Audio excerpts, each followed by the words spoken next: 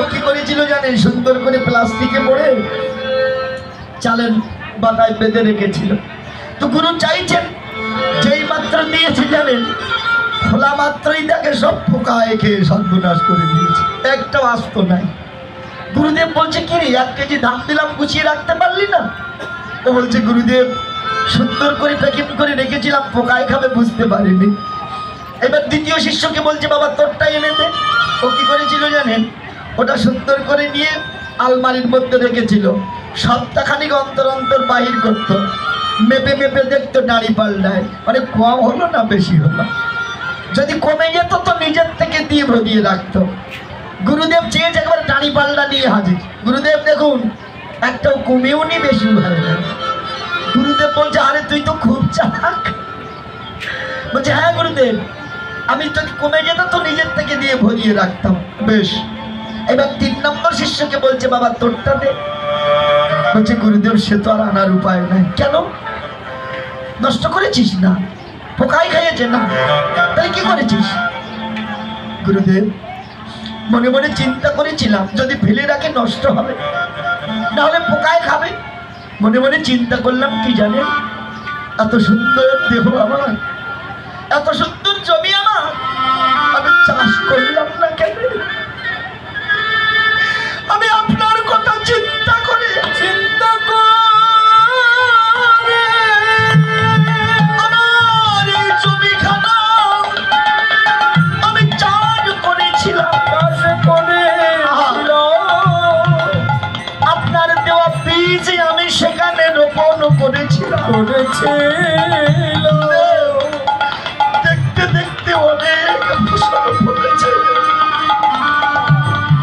ও তো আমার নয়, ও তো তোমার দেওয়া ধন। তুমি নিজ গুণে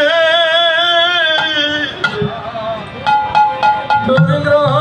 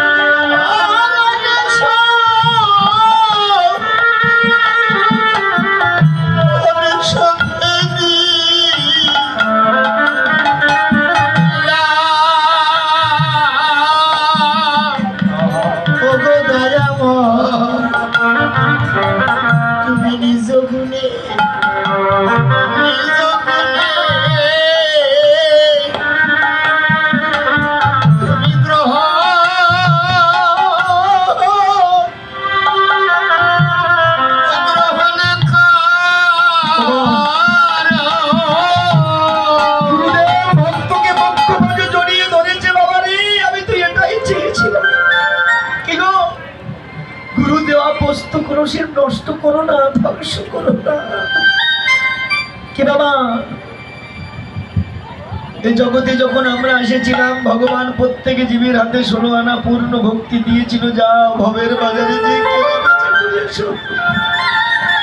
জানেন আমরা কেউ সংসারে এসে এই সংসার মায়া আবদ্ধ হয়ে সংসারে বসে আছি, আর কেউ কেউ এই সংসারে সার বস্তু পেয়ে তারা ধন্যবাদী ধন্য হয়ে গেছে।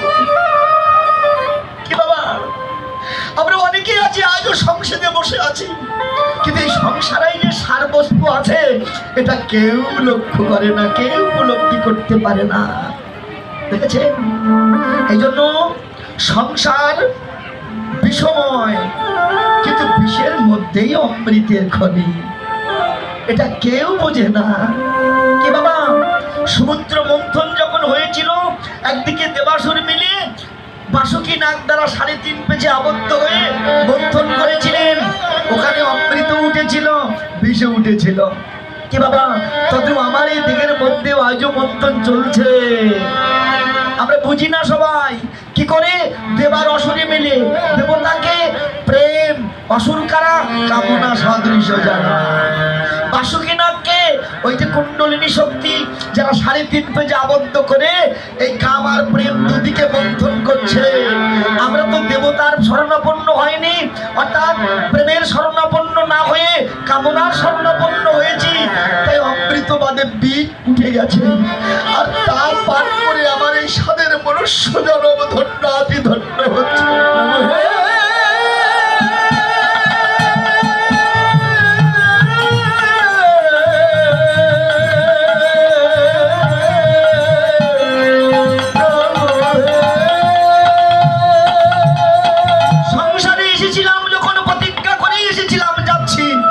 কর্ম করবো, মনে আছে সে কথা? কারো মনে নাই। ভীষ্ম, তার নাম হয়েছিল ভীষ্ম। কেন? ভীষণ প্রতিজ্ঞা করেছিলেন। কি বাবা, তিনি কখনো সংসার করবেন না, বিবাহ করবেন না। আর একটা কথা বলেছিল কি জানেন? সংসারে যেদিন আমার যুদ্ধক্ষেত্রে যেদিন আমার কামিনীর মুখ দর্শন হবে, সেদিন আমি অস্ত্র পরিত্যাগ করব। আসলে ভেবেই দেখি না শাস্ত্রের তত্ত্বগুলো। এর একটা বহিরঙ্গ আছে, একটা অন্তরঙ্গ আছে। মানুষ শুধু বহিরঙ্গেরটাই বোঝে, অন্তর জগতের কথাটা বোঝে না। আচ্ছা, যুদ্ধক্ষেত্রে সাক্ষাৎ মৃত্যু জেনেও কেউ অস্ত্র পরিত্যাগ করে? তো করে না। কিন্তু ভীষ্ম করেছিলেন। তত্ত্বটা কোথায় ভেবে দেখুন। শুধু ভীষ্ম নয়, আপনি আমিও তাই। এই সংসার কুরুক্ষেত্রের ময়দানে যেদিন এই সংসারে কামিনীর সঙ্গ আমার হবে, সেদিন আমি নিজে আমার নিজের অস্ত্র পরিত্যাগ করব। কি বাবা, হচ্ছেও তাই। কি হচ্ছে না? কামিনী কাল নাগিনী বিষলী বিশাল বিষ, যার নিঃশ্বাসে ব্রহ্মাণ্ড নড়ে, না জেনে হস্ত দিস। আগে জানিস তবে সঙ্গ করিস, তবেই তোর অমৃতের সন্ধান হবে। না জেনে তার সঙ্গে গেলে পরে ধ্বংস হবে। এটা মানুষ বুঝেও আজও তাই করে যাচ্ছে। এই জন্য বৈষ্ণব গীত কবি লিখেছেন। কি লিখেছেন? রতিমতি না জন্মালে কেউ জিও না গুপ্ত পাড়ায়, যেটা মরা মানুষ প্রাণে বাঁচে, জ্যান্ত মানুষ পড়ে মারা। বোঝা যায় মা? রতিমতি না জন্মালে কেউ যেও না গুপ্ত পাড়া, যেটাই মরা মানুষ প্রাণে বাঁচে, জ্যান্ত মানুষ পড়ে মারা। মন্ত্রতন্ত্র বিদ্যার বল, ওই বাজারে সব দুর্বল, জানে কেবল মাচার কৌশল। কামার পাড়ায় থাকে যারা, কামার মানে যারা লকে পিটিয়ে পিটিয়ে সোজা করে, তাদের গুরুর কামারের কাছে যারা যায়, তারাও তেমন পিটিয়ে পিটিয়ে ভজন পথে, উপাসনার পথে তাকে ধাবিত করায়।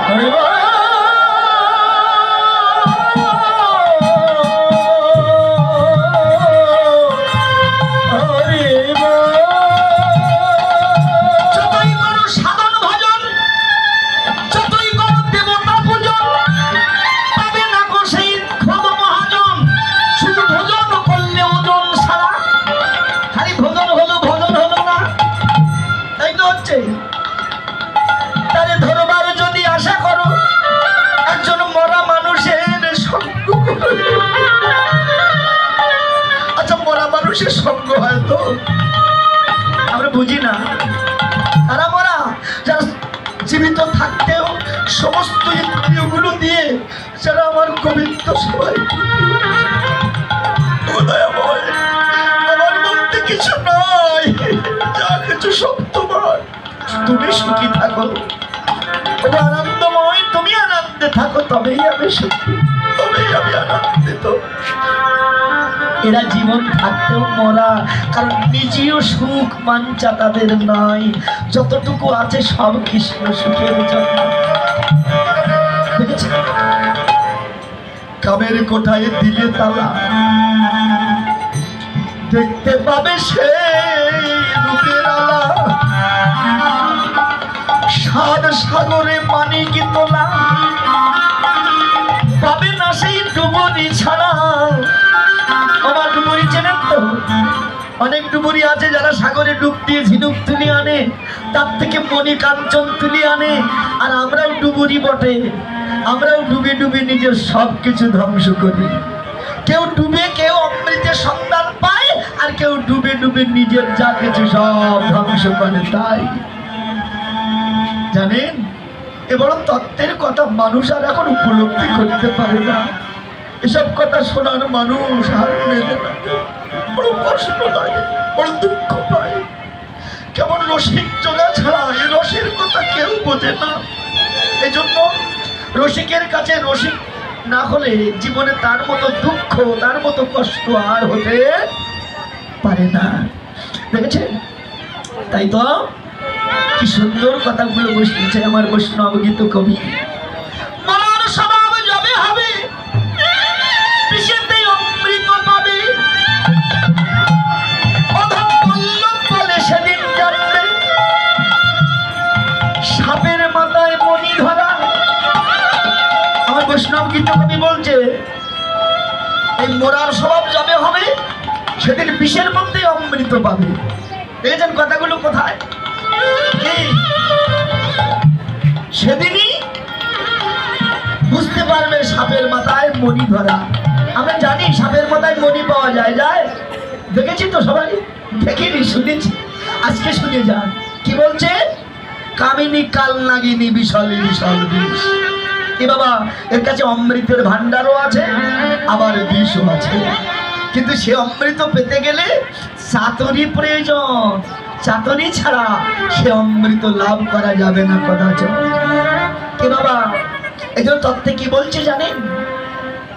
প্রেম পুকুরে মাছ ধরিতে অনেক কিছু লাগে, আত্মশুদ্ধি গুরু মন্ত্র চার ফেলে দাও আগে, অনুরাগের ছেপে বেঁধে আসক্তি রসুতে, মহাভাবের মৎস্য খেলো লালসার টোপ গেছে।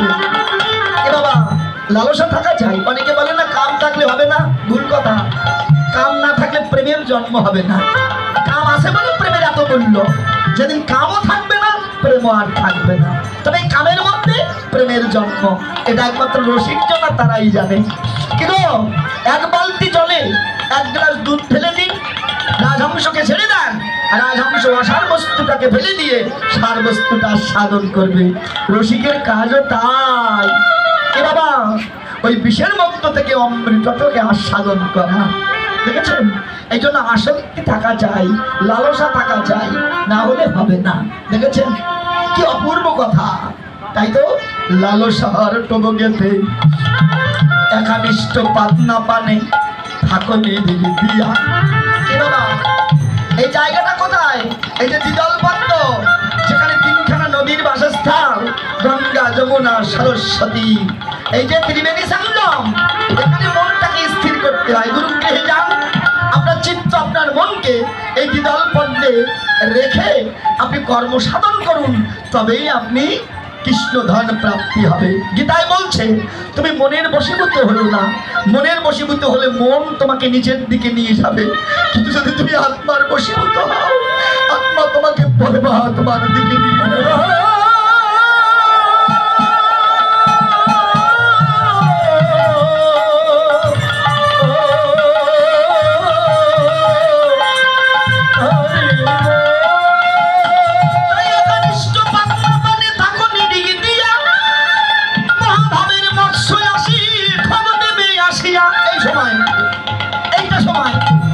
অনুরাগের ছিপে বেঁধে কষে দিও টান, তবে তোমায় মৎস্য ধরার হবে অবসান।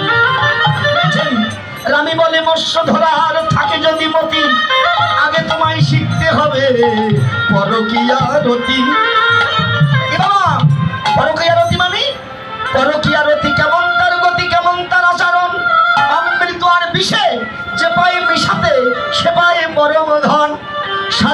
পদ্ম স্বাদিষ্ঠান তাহে অধিষ্ঠান, কন্তর্প বসায় নিজে সাধকের মন করে উচাটন। কামের কামিনী খোঁজে, কামিনী স্বরূপিনী রস স্বরূপিনী কুল বিলাসিনী নারী, গন্ধর্ব পুরুষে ভাবেরও আবেশে হয়ে থাকে ব্যভিচারী। ককারে লকারে মহামন্ত্রেশ্বরে পঞ্চরস সরসিরে স্বতন্ত্র স্বতন্ত্র কামবীজ মন্ত্র সতত যন্তরে জাগে। মদন মাদন শোষণ স্তম্ভন মোহন পঞ্চমান রতি রসকালে গতিপদ ভুলে অটলে চলে উজান। অটল দেশের মানুষ যারা এই সাধনা জানে তারা, তাই না হলে তপাসারা সাধু সাবধান।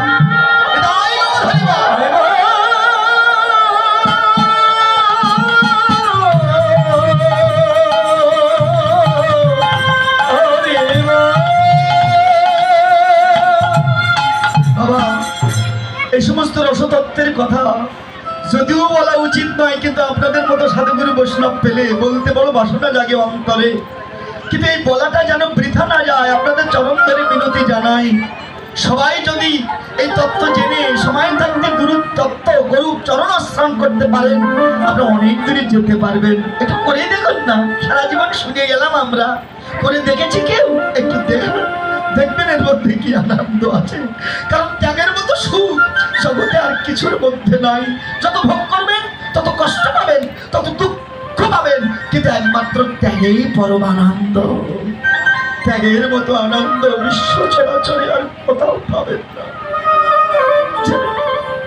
এই জন্য মায়েরা এই সমস্ত কথাগুলো খুব মন দিয়ে শুনে সাধন করা যায়।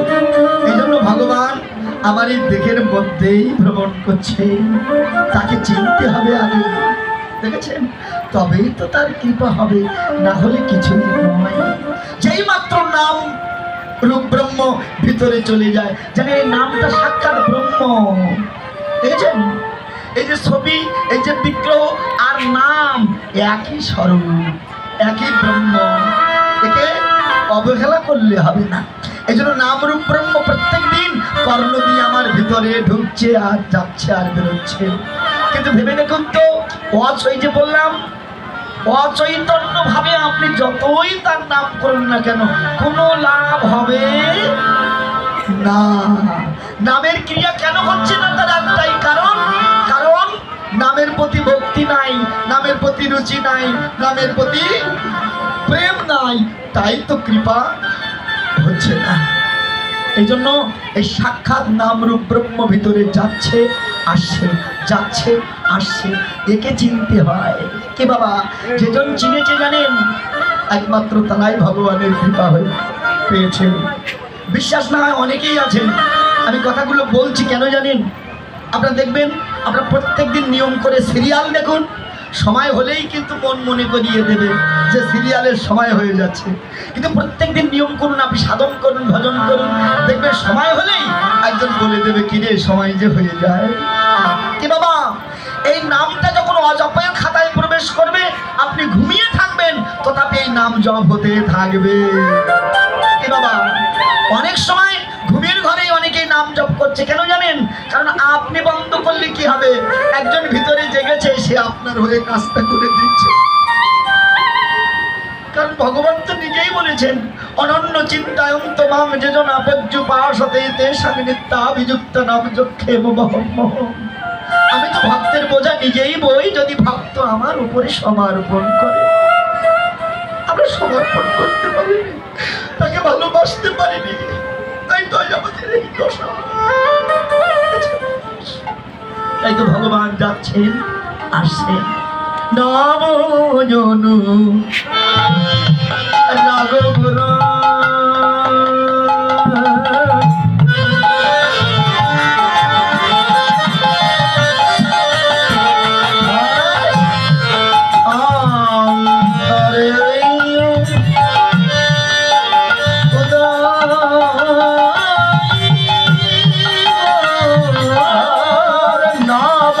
no